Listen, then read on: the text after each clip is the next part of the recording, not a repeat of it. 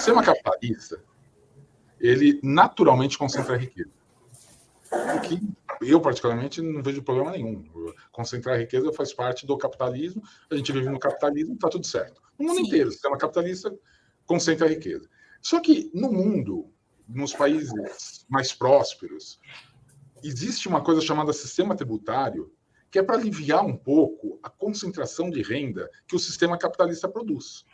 Então, é um pouco de redistribuição de renda que o sistema tributário faz, para você proporcionalmente cobrar mais de quem está ganhando mais, para cobrar menos de quem ganha menos, portanto, uma forma de redistribuição de renda. É o sistema chamado progressivo de tributação. Se pegar os países da OCDE, todos os países da OCDE têm um sistema progressivo, que é natural. O Brasil tem o sistema atual, antes de falar na reforma, o sistema atual é o sistema dito regressivo. O que significa sistema regressivo? Significa que quanto mais você vai ganhando, menos impostos você paga.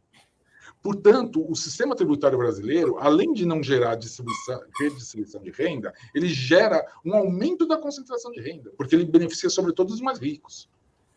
Por que isso acontece? Porque o imposto é brutalmente concentrado sobre o consumo, de uma forma que assim escandalosa. Se você pega os Estados Unidos, de tudo que os Estados Unidos arrecadam, cerca de 20% são impostos sobre o consumo. No caso do Brasil, 80% é sobre o consumo. E qual que é o problema do imposto sobre o consumo? É que penaliza o mais pobre. Porque quem ganha R$1.000, quem ganha 2.000, quem ganha 3.000, gasta todo o seu salário em produtos e serviços, no supermercado, na mercearia, no posto de gasolina, no plano de assinatura aí do celular. Então vai todo o salário embora disso. Sim. Com imposto altíssimo. Agora, conforme você vai enriquecendo, o seu consumo não cresce proporcionalmente. Conforme você vai enriquecendo, você pode até jantar num lugar melhor, pode até ter um travesseiro melhor, mas você não dorme em 2 camas, você não janta 2 vezes. Então, o consumo para de crescer. Só que você começa a estocar renda. Você começa a estocar patrimônio. Você começa, então, a investir. E aí vem os fundos fechados, que você não paga imposto. Aí vem as offshores, que você manda dinheiro, que tem vantagem tributária. E isso vai fazendo, então, que você vai enriquecendo, pagando menos imposto, proporcionalmente, do que quem só tem aquela renda de 2, 3 mil reais. Eu acho que é absolutamente impossível um país dar certo com esse tipo de mentalidade. País que dá certo é país que sabe distribuir renda para ter uma classe média forte. Para o país não ser aquele país de meia dúzia de privilegiados, uma classe alta muito rica e um monte de gente na base da pirâmide sem poder de consumo. Então, eu acho que, sobretudo, um empresário consciente ele deve lutar para ter distribuição de renda, se não por ideologia, que tenha, pelo menos por inteligência, pelo próprio negócio. Porque se você tem uma classe média pujante, se você tem as pessoas com mais capacidade de gastar, você vai conseguir ter redes de varejo, redes de prestação de serviço, indústrias muito mais fortes no país. Não existe varejo forte numa sociedade fraca. Varejos fortes acontecem em sociedades fortes. Então, é por isso que eu disse isso. Infelizmente, isso gera polêmicas. Eu gostaria mais que gerasse reflexões, mas ao invés de gerar reflexão, gera rótulos desnecessários. Isso, para mim, não é coisa de esquerda, isso não é coisa de direita, isso é coisa de quem está pensando no Brasil de uma maneira sensata, no sentido de que um país forte se faz com uma sociedade forte. País forte com meia dúzia de ricos, eu não conheço. Que bom ouvir isso, ainda mais saindo da boca de um empreendedor, que às vezes é difícil mudar um pouco a mentalidade aqui no Brasil, mas aos poucos, quem sabe, né, ouvindo, gerando reflexões, as pessoas, empreendedores, principalmente empresários, consigam realmente entender um todo, né, nesse contexto brasileiro.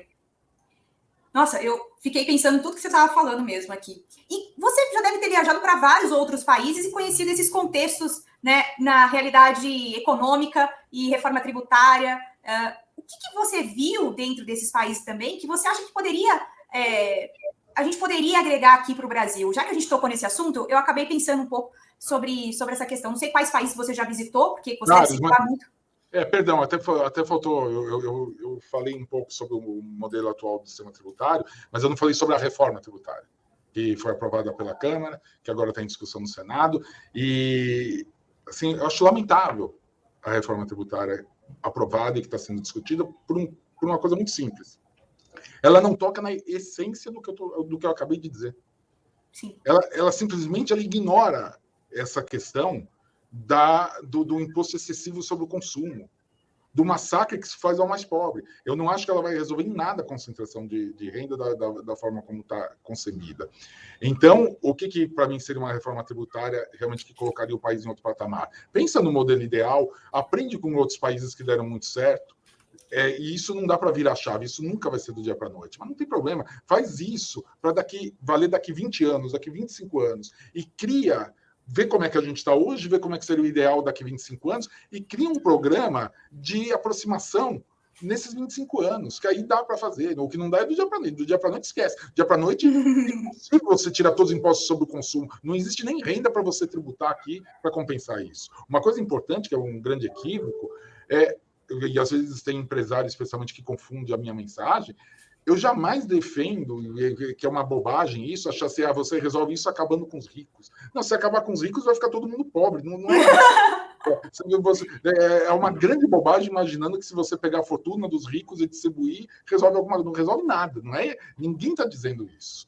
O capitalismo funciona. Na verdade, a gente quer que tenha mais ricos, a gente quer que tenha mais pessoas com condições de consumir, mais pessoas com condição de viver bem. Só que, para isso, você precisa ter sistemas inteligentes, como existe em outras partes do mundo. Só para dar um exemplo simples, tributação de dividendos. Só o Brasil e Letônia não tributam dividendos. Aí, quando, seja qual for o governo, toca no assunto de tributar dividendos, começa a ser um escândalo. Como assim tributar dividendo? É evidente que tem que tributar dividendo, mas tem que diminuir o imposto de renda da pessoa jurídica. Porque, qual é a questão? Não é que o Brasil tributa menos que os outros lugares, é que o Brasil tributa tudo junto. Ele deixa de tributar o dividendo e cobra um imposto de renda altíssimo, de 34% para as empresas. No resto do mundo, se cobra 15% para as empresas, 20% no máximo, e mais 15 ou 20% de dividendo. Por que o resto do mundo faz de um jeito e o Brasil faz de outro? Brasil e Letônia fazem de outro jeito. Por quê? Será que o Brasil e Letônia estão certos e o resto do mundo está errado? É evidente que não. Existe uma razão para você não juntar isso. Quando você separa, você está tratando o dinheiro que é reinvestido, ou seja, quem abre uma nova indústria, quem abre uma nova loja, quem gera empregos, vai pagar menos imposto do que quando a empresa tem lucro e distribui para o sócio. Pô, se a empresa tem lucro e distribui para o sócio, não tem problema nenhum, mas que o sócio paga o imposto desse lucro. Sim. Agora, o que não tem cabimento é fazer para a empresa hoje, na prática, no Brasil, se sobra de qualquer empresa 100 milhões no final do ano, se ela vai pegar os 100 milhões e abrir uma nova indústria ou abrir mais 100 lojas, ou se ela vai pegar esse dinheiro e distribuir para seus acionistas, o tratamento tributário é igual. Não tem nenhum incentivo para a empresa falar, pô, eu vou reinvestir, porque o imposto vai ser menor se eu reinvestir, eu não vou distribuir para o sócio, não.